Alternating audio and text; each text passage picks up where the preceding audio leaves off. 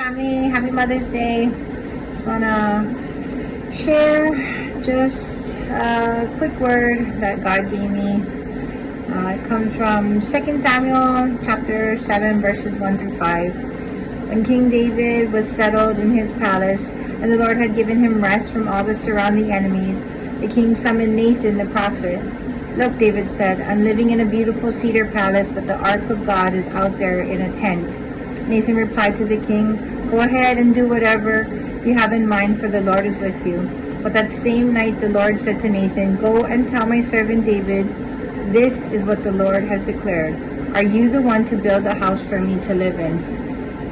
So where David's intentions were good, it wasn't what he was called to do. So just like how a lot of times as moms we overreach or smother or do too much or overextend ourselves, is it what we're called to do? Are we just making ourselves crazy, putting too much on our plate like I was doing, or are we actually doing what God has called us to do? I used to think it wasn't enough and overloaded my plate with extra jobs to bring in more money or little side hustles or just all the school things, thinking that would make me a better person and make me more valuable to my family, which I'm called to be a mom, and it is very prevalent that I'm called to be a mom because there is so much things going on in our family that this is more than enough work for any one person. I just want to share a story about what happened the other day and that it rubs off on our kids. So I still do too much. I'm over here doing all the things for her, and they call me Nurse Risty because I've learned to do everything already. And so I was getting ready to give her a wipe down, and just like I'm doing too much and stepping outside of my role, Reason decided to help me, and she stood up and fell out of bed while I was gathering all the supplies to give her a sponge bath.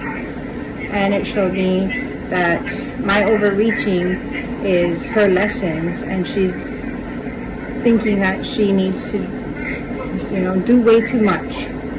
So, well, it's always good, it's not always God. So seek first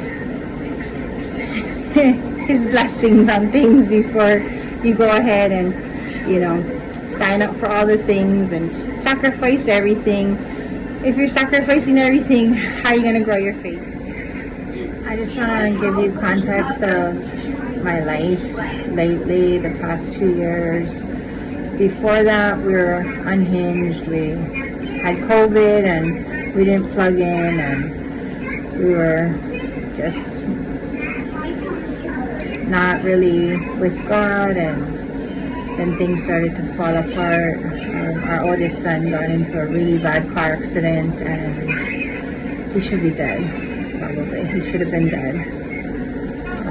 He collided with a bus, and now he has his own daughter and his own family, and he's doing wonderful. He's pretty much fully recovered, and he's working, and he's trying to be a good dad. And my daughter is still fighting severe aplastic anemia, which is a very rare type of bone marrow failure, but through the grace of God, they found her a donor, and her numbers just shot up. But now there's some issues with it settling, and we got the medicine, and we are hoping that we see the hand of God through the medicine that we had to wait for quite a while.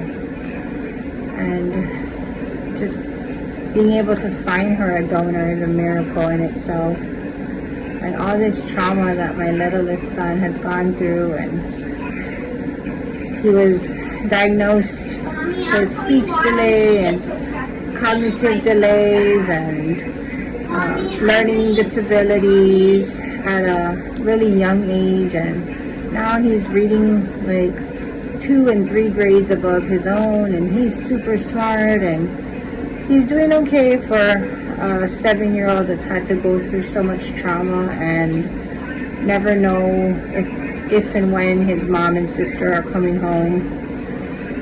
Just blessed to have my mom that helps with everything. So just happy Mother's Day, and keep your faith, and if it's running low, I invite you to come to Fourth Watch and let us pray with you and for you and laugh with you and cry with you and read Jeremiah with you. Okay.